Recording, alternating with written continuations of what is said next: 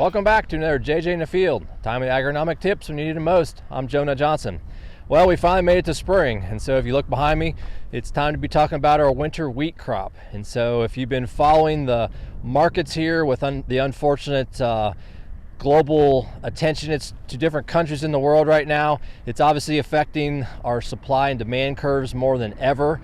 And if you're a wheat grower, like the behind us here in this field, if you're following those wheat markets, you'll note that the demand has increased drastically, and so has the prices than what we normally see here, at least in Ohio.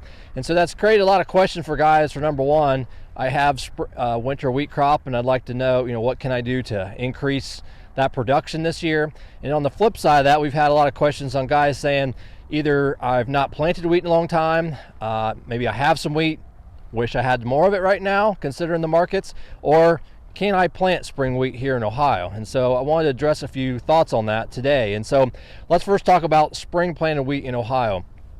Traditionally, spring planted wheat in Ohio has not been done for several reasons. And so if we were to straight up compare spring wheat planted to winter wheat, so traditionally here in Ohio, our wheat is soft red winter wheat, and it was planted typically in September to October, depending on where you're at in the latitude of Ohio.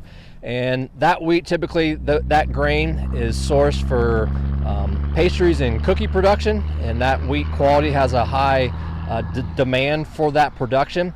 If we talk about breads, pastas, those different natures, those are a different type of wheat. So typically, like the durum and the hard wheats, a lot of those are grown out west in the grain belt, like in the Dakotas, Kansas, Oklahoma, for example. Those wheats are typically have a higher gluten content, and so when they have a higher gluten content, that adds more elasticity to the dough, so when they're making those breads and pasta noodles, for example. So our market, again, soft red winter wheat.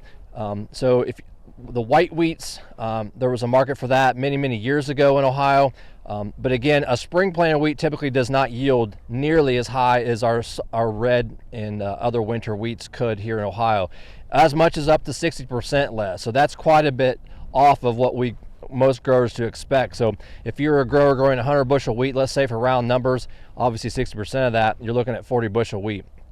Some of the other things, though, on the wheat side, spring wheat, like specifically the white wheats, they can typically have a higher protein content. And so that is important to millers that are looking for, like, for example, pizza doughs, pretzels, and others. They demand that higher protein content because it works out in the dough to make those products better. But on the flip side, as protein increases in wheat, yield typically drops off.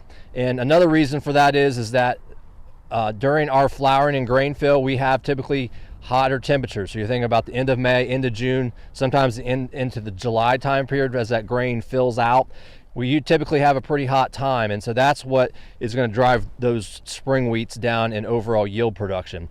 Also, the spring wheats, some of those have germ problems. Also, seed availability is a big deal, like you couldn't even get some right now. Suited varieties for Ohio is an issue, and then also, typically some of those varieties have problems with sprouting before harvest, and then also they're usually more susceptible to Fusarium head blight or head scab, a disease that we battle here in Ohio as well for our wheat and barley.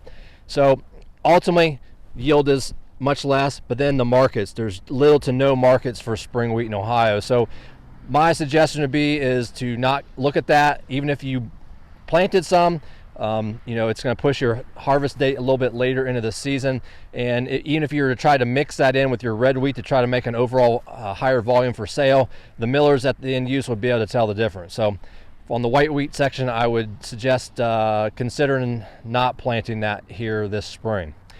So now if we go forward and talk about what can I do to boost my winter wheat yields coming into. So now, as you can see behind me, this wheat has broke winter dormancy. It's starting to turn green again. You're starting to see, normally with the wheat tillers in the spring, you have that more prostate growth where it's kind of laying down. Now the leaves are starting to stand up. So here before long, as our air temperatures are warming up, we're going to be towards that time frame where we can start to fertilize our wheat and start adding our management practices to increase yield. So typically guys this time of year are looking at evaluating stands or plant stands.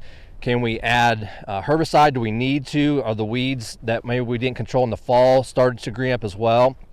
And of course, nitrogen's the big nutrient of demand right now for our growing wheat. And so if you are wanting to push, I would recommend looking at multiple passes, planned passes through the growing season.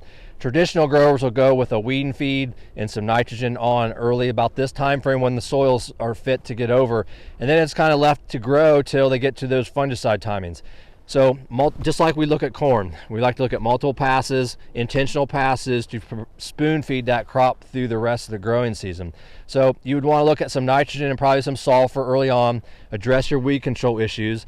And then if we give it a couple weeks to grow and we get some more foliage building, when we get close to that Feeks growth stage 9, when that flag leaf comes out, then we want to look at fungicides, some additional micronutrients, and some other foliar nutrition we can add at that time frame. Then once we go for a couple weeks past that, we get into the heading time, where most of us are concerned and looking at the head scab suppression time. So we can add fungicides then, again, of course, what many growers do. And that's important because not only does that help suppress scab, but we see a really strong trend of increased test weights and grain quality when fungicides are used at that time. We can, at that time as well, we can couple some, again, foliar nutrition and provide additional nutrients on demand, based on tissue tests and others, if you so desire to look into that. And so splitting those nitrogen applications up into smaller doses, 2 to 3 times.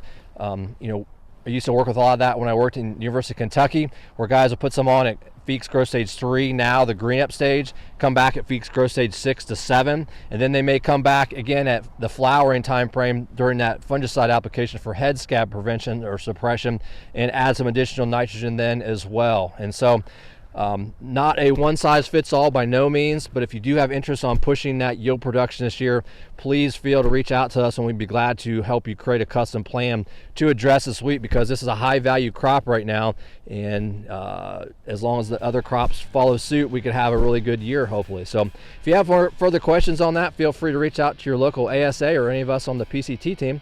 I'm Jonah Johnson. Thanks for watching.